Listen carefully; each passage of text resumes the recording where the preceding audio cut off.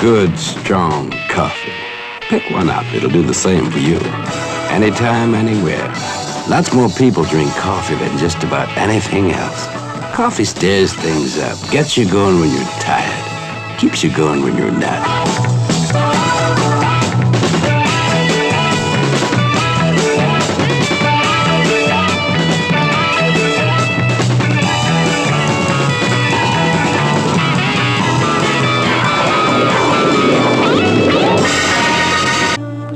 You can take coffee cool and long, or short and piping hot. Drink it black or white, but make sure it's good and strong. Spike it with scotch, cool it with ice cream. However much you pile on the piece, coffee can help you take it.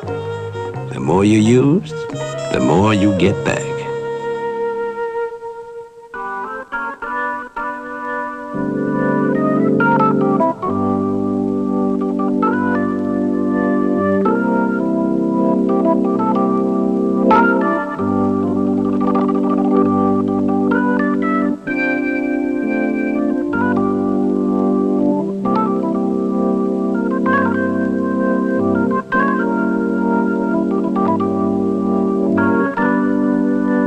Good, strong coffee. Pick one up. It'll do the same for you. Good afternoon, VC. Whenever you're seeing this anyway, this is your old pal Dom seeking a thread. A video today focused on Psychedelia, sort of my old standby. One of my old standbys. This is really a vinyl absorption video, except it's all focused on Psychedelia. These are new acquisitions, but I figured it's a little different. I'm not going to spend the same amount of in-depth time on each record the way I usually do with those vinyl absorption videos, but I just thought it'd be a cool way to pull together a bunch of psychedelic records. And these are actually meant to be records that aren't really in the Acid Archives. There are a few that were previously covered, but nothing, well, in a sense, these have not been covered. One of them, actually, now that I'm talking about it, should be and could be, but I digress. I wanted to sort of put all of this psychedelic stuff in one video. And, all right, a little change of the camera angle there. But so we're going to start.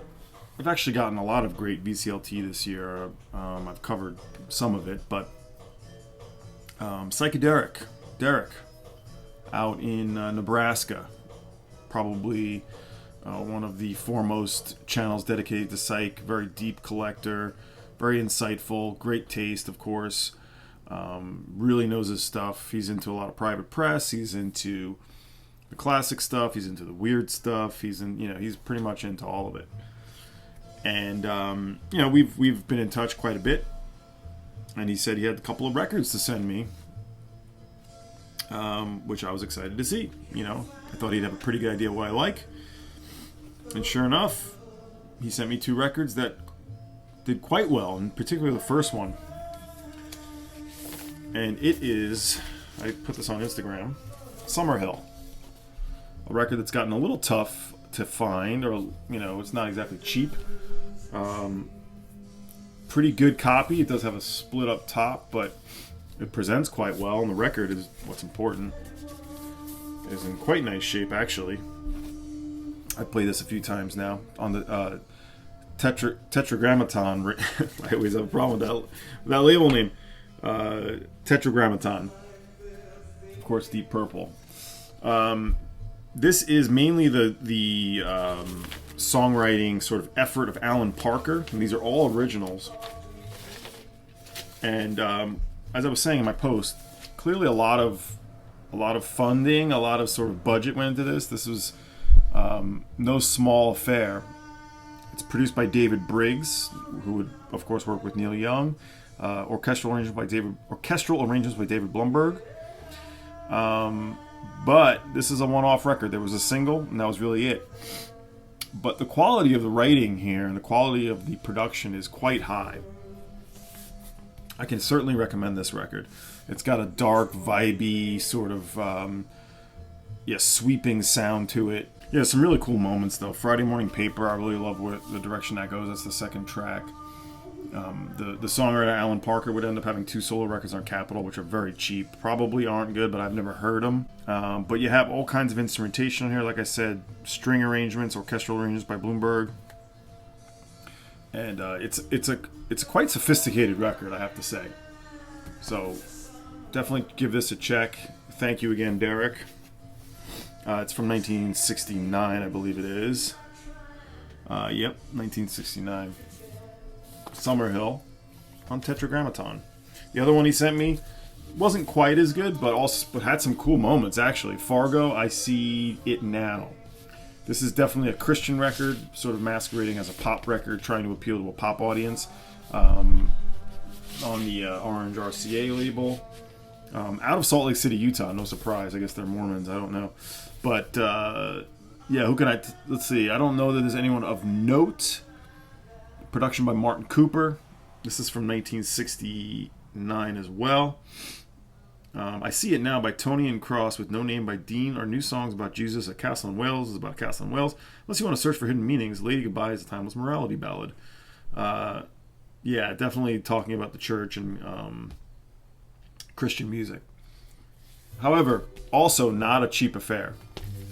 Well, it's a pretty cheap LP, but again, there's some beef behind this. There's some money behind this record, and not one I've seen too often. Actually, I have seen it before. The Summerhill I've been aware of, but never saw it. But still cool. Some tracks that really stood out to me. I think when Promises of Love was one, and the sound of it. There's some cool moments where it definitely goes into Psych territories, but definitely more on the pop mold. But still, I really appreciate the thought, Derek. Fargo, I See It Now, RCA, 1969. All right, getting into my records here that I've been, that I procured. This one is not exactly a Psych record at all, actually, but it sort of works in the format. This is a record I got from the seller Smooth Sick Lights. Not in nice shape, but it is an original Australian pressing. Colored balls, ball power. You guys who know your hard rock and your pub rock and your power pop will know this one. It's not something I collect a lot of, but every now and then I'm in the mood for this thing, and he was selling it for a very fair price. It does have wear. It plays with some crackle, but it's a loud record, so it's fine, really. 1973 on the EMI label. The first track is quite good. There is some sort of blues riffage to this. And again, not something I typically go for, but I did enjoy it. And I was buying something else from him, so I decided to grab this too. The sleeve is a little wavy, but it's a nice one. Ball Power by Colored Balls. Yeah, I'm not going to get too far into who these guys were, other than they were Australian. Lobby Lloyd, Bobsy Millar, John Miglins, and Trevor Young. I believe Bobsy Millar went on to other things, but Colored Balls, Ball Power. All right, here's the record we're playing right now. This was covered, I'm going to link to it below, by Crazy Jimmy's Vinyl. This is Chris Ducey, but it's Chris Lucey, actually. It's confusing. I'll give you a nutshell sort of explanation of this, and then you can go to his video to get the full thing. But this is from 1965, and it's quite ahead of its time. You're hearing it now. This dreamy, soft but sort of mystical, psychedelic, almost a psychedelic folk rock. I wouldn't call it acid folk, but I would call it an early Psych record for sure. Songs of protest and anti-protest on the sort of budget label Surrey. So effectively, this was made by a guy named Chris Ducey, who was of the duo Chris and Craig, which was Craig Smith, who would otherwise known as Matriarchali. You may know those records, those psychedelic, very fried psych folk records. Chris Ducey was the pair with that Craig Smith guy. That's Chris and Craig. And Chris Ducey made this record. Now, because of contractual issues, I guess with Capitol Records, who did have Chris and Craig signed, they couldn't put it out. So what did they do? This label, or I guess it was Surrey, they took somebody else to re-record the same songs. I believe they're completely different songs. or different arrange. I'm pretty sure they're completely different, new vocals and everything. But I think the song titles are the same, something crazy. Jimmy will explain in the video. But this Chris Lucey is not even a guy named Chris Lucey. It's actually the guy named Jameson who made an album for Verve, which I'll insert right there, which I used to have. I sold it. Good album, another orchestral sort of sweeping psych record. Good, but he's the one who actually made the music we're hearing, except this is not him. This is Brian Jones of the Rolling Stones. Yeah, it's one of the more bizarre stories of the 60s. Again, I'll link to that video, but it is in the Acid Archives, which is the video he did. But it's a great record. I really enjoy it. It's got that sort of soft, hazy feel to all the songs. Girl from Vernon Mountain is the one I really like the most, the one we just heard. So that's what we're listening to. Chris Lucey, a.k.a. Chris Ducey, a.k.a. Jameson. Songs of protest and anti-protest on that Budget Surrey label. And this is the mono pressing, by the way. Which you may be able to tell, but which is, I guess, I've never heard the stereo, but apparently the stereo sounds like shit. So there you go, there's that. Here's one that I did buy that was done on the Acid Archives, and I'll link to that video. And so this video, I guess I'm saying, is kind of a reaction to the Acid Archives videos, along with some other things. But I'm going to insert the video below. And I'm forgetting the name of the channel, but he did a great job on the Trees, performed Christ Tree. This is the only record I bought from the Acid Archives videos that I didn't have. I decided to grab this. It's also a Christian album. It gets pretty insane, but at times a little too sort of vocal heavy in a bit of a cheesy way, but nice, really nice. And yeah, they were from New York City. They're on this Pomegranate label. So it's the Trees perform the Christ Tree, a musical meditation from the Cathedral of St. John the Divine. Pomegranate Records, Trees Community Inc., member of ASCAP, 1047 Amsterdam Avenue, New York, New York.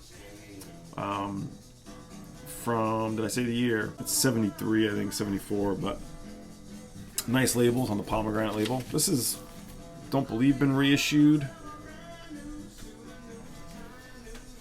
But it's definitely got that hippy-dippy quality, except like some Christian records can, it goes into some screwed up lands, taking liberties quite a bit, you might say. Sometimes the vocals get a little annoying, but then there's some cool percussion pieces and sections. And Parable of the Mustard Seed, it's sort of different parts. There's a suite there. But you do have like pump organ, sitar, dulcimer, harp, flutes, harmonium, tambura. So it almost resembles like an Erica record, really. Tibetan gongs. They bring a lot to it. Like I said, the vocals hurt it a little bit, but it's ultimately quite a record, you know? Maybe we'll put it on a little bit in a second here when this Chris Lucey ends. So that is the Trees. But yeah, this record was done by Shane from the channel Dizzy Orange Droning. That's who did this one. All right, we're listening to side 2 of that Christ Tree. Some other records. This one I got last year, bought from Alex, Diamond Marimba. And I've been revisiting Affenstunde, the first album by Popol Vuh, 1970. Just now that we're firmly in summer, I sort of wanted to space out to this in the late night air, hot air. But I'm loving this record. This is the original pressing on Liberty. Really happy to get this. I'm definitely on the hunt for the early Popol Vuhs. This is before Klaus Weiss, or Weisse, I think it is. I'm going my German down, but before he joined the group. But it is Florian Frick, of course, Holger Trosch, Frank Fiedler, Bettina und Stefan did the cover design. It's mainly that trio, though. Florian Frick on Moog synth, Holger percussion, Frank Fiedler synthesizer and mixdown. So super beautiful, pastoral, spacious, a lot of space to this record. Is it the best Popol Vuh record? I don't know. I think it's awesome. I mean, I'm not trying to downplay it. There's a few I think that might trump this a little bit, or not Trump, screw that, but that exceed this record in terms of where it goes and what it does. But this is a beautiful album, and just one that you can just sort of lose yourself in, which I always like. Look at that back cover there. So this one will now get filed away. I've listened to it quite a bit since I got it towards the end of last year. So, lovely album by Popol Vuh. Here's one I also got from Smooth Sick Lights. I think it was with that same order. And I've been looking for this forever. I didn't actually get the first pressing, but this pressing is hard to get too because it's out of print. Yonkers band, and if you don't know Michael Yonkers, I think many of you who are into Psych will know him. He's still kind of an unheralded Psych sort of artist. He's mainly, most of his output comes from the 70s, but he was all doing by himself, privately pressing, home recorded stuff too, that I have a couple of that are good. I feel like I've touched on them a little bit, but this is his band that he had in the 60s called the Michael Yonkers Band that was unreleased. And this is just some of the most sort of primal garage rock that you've heard in the 60s that you could have really, it feels so far ahead of its time. So crude, there's some real great damage, sort of fuzzed out parts that are completely insane. This is on Sub Pop. They reissued this digital first press, which is from 2002. As I said, it is an archival release, but the digital cover I'll put in here, put in there. It's just like a shot of his face or whatever. This is a cool psychedelic cover done by Sub Pop. They don't normally do many things like this, but they did this back in 2006, I think it was. It's a little later, 2011. But Michael Yonkers Band, I mean, every song and the songs he did and the songwriting was so strong. Really catchy, like the bass is great in this. Like that fried guitar sound that comes out here is super strong. Really love Michael Yonkers Band. Microminature Love's the name of the album. That's one of the songs. Jason Town is a great one that starts off. My favorite is probably Boy in the Sandbox. Awesome record. You can still get it's not in print with Sub Pop. This will run you about $40. Maybe a little more, maybe a little less. I would like to have that first digital issue, but not a huge deal. Awesome one. Alright, here's one. I don't know how many of you will know this. There is a reissue that Superior Viaduct did of this that I don't think anyone bought. And that's how I found out about it. I didn't know about this. This is a privately pressed, sort of lo-fi, home-recorded record called The Departmentstore Santas, and it's from 1984, so it misses the Acid Archives, but should be in there, or would be in there if it was a little earlier. Is it in the second edition? I don't think it is, but yeah, the name of the artist is barely even on here, but it's We Have Lost Something Special. Is not actually even in the title, but a great back cover photo. But Department Store Santas, again, it's custom labels, and I'll show you. It comes with an original inner sleeve. What is this? Yes, it is lo-fi. It is like a Daniel Johnston, like a Tall Dwarfs. There's drum machine, a little bit of a Suicide feel because of the drum machine used, but yeah, Department Store Santas at the Medieval Castle, 1900 year lifetime since on Top Shelf Records. Now, this is not cheap, unfortunately, but another one procured from Smooth Sick Lights. Lots of really cool, like I said, drum machine experiments, and then like some sort of hazy guitar sort of loops and things, and it just feels like this guy, his name is Joseph D'Angelo, he was just playing on his 4-track. He was really just playing around. Like, it wasn't like these were songs that the band made. Seems like he was just experimenting. This record is dedicated to the memory of Keith MacLeod. And he's with 4 other people here. Yeah, if you like that sort of noodly, indie, Tall Dwarfs, like I said, Daniel Johnston. Yeah, there's a little bit of TV personalities, Swell Maps, like I said, Suicide, and God Above Voices Sebado. It's all coming from that lo-fi mentality. You guys know this one? I really like it. It may not warrant the price for some of you, but you can get the reissue for like $10. It does to me. I love this sort of oddball, sort of like fried mind, sort of meandering thing. So yeah, Department Store Santas. from 1984. A couple more in this psychedelic update. So I guess it's sort of a reaction to the Acid Archives.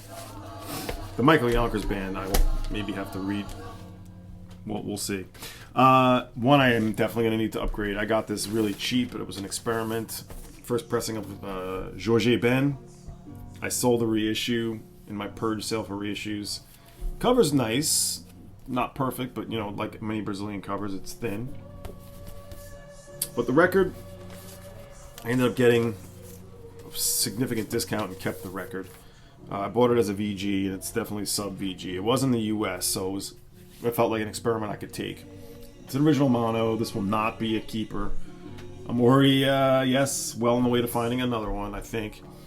Hopefully, if not at FMU, where a lot of Brazilian records turn out. But, it's not just that it's a rough surface. It definitely jumps here and there.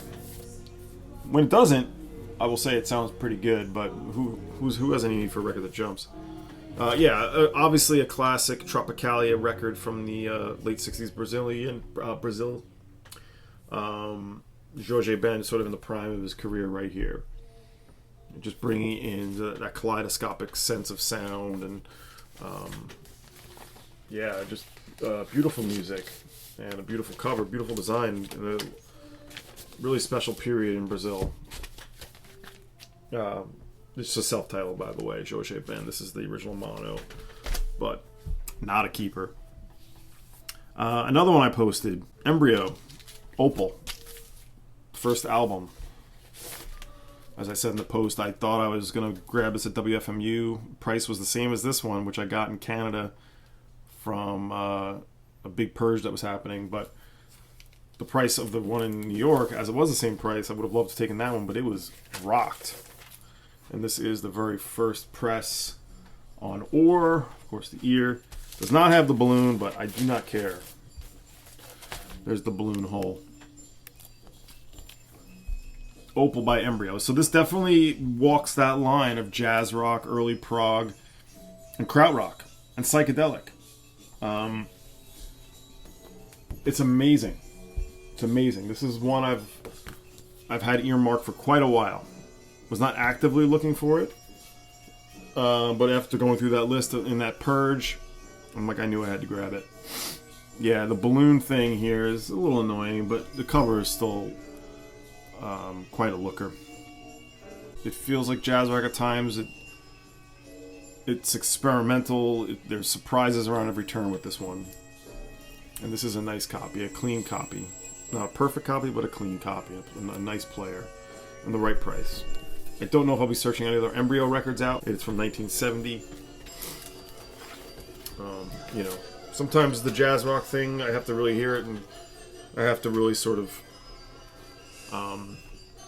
it has to just feel right to me. And this one does. So the last one is one I did show from Record Store Day. One of the 2 records I bought in Record Store Day in April. Great comp, The Pale Shades of Grey. I've been giving this plenty of spins. Heavy Psychedelic Ballads and Dirges, really the third in this series. This is from 1969 to 1975. Here's Heaven Down by the Station, the first track on the album that Psychederek covered. I think it was the first Acid Archives record he did. But I love how this keeps a similar mode throughout. Sort of very down-tempo psychedelic. Like, this is the kind of psych comp that I think people who don't really want to hear psych rock will really like, because it has its own sort of feel. Now you have the Kaleidoscope from Mexico on here. You have Ofege, the African Ofege from Nigeria. Witch, a later Witch track. Of course, Zambian. Pat's People was a weird one I didn't know. I think that's an Irish record. Trevor McNamara, I'm looking for that one. Ant Trip Ceremony is a great one that Vinyl Richie just covered, actually.